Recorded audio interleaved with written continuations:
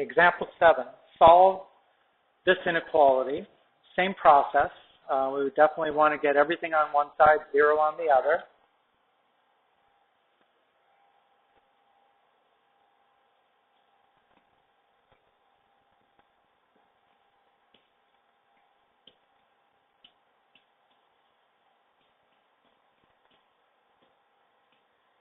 And I can tell that every term has, actually every term does not have a common factor. But this is a 4 terms, so we should think of grouping. So if I group, I'm going to have 2x to the third minus 3x squared. And then I'll have minus 32x minus 48. All right, remember that because I put this minus in front of parentheses, it switched the sign of the 48. Okay, common factors between 2x to the third and 3x squared, x squared.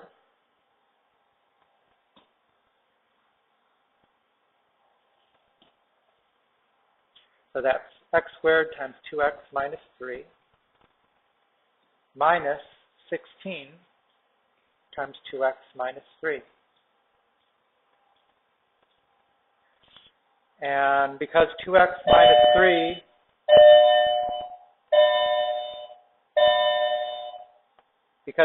minus 3 is in both sets of parentheses there, I can factor as x squared minus 16 times 2x minus 3.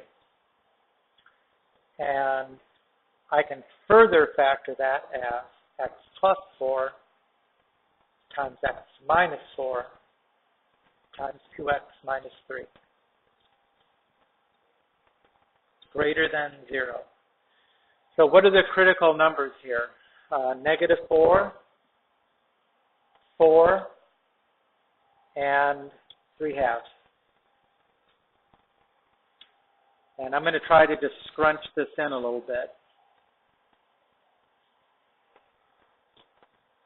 So negative 4, 3 halves, 4,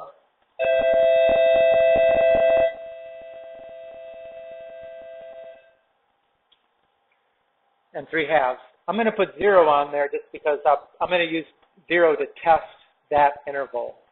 We know that this expression is only changing signs at the critical values here. So let's see what the sign of the expression is when x equals 0. Well, let's go over here.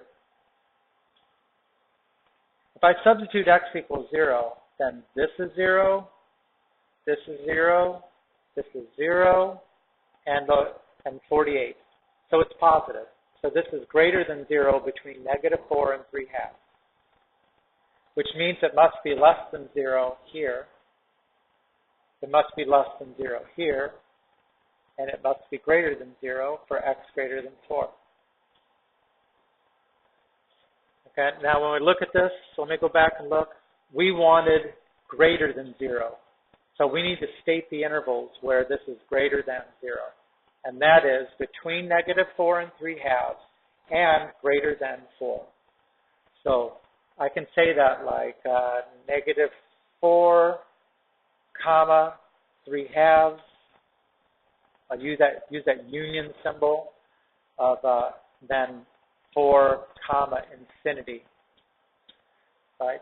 In some way, I mean, you could have said negative 4 is less than x is less than 3 halves, or x is greater than 4. Either one of those is good.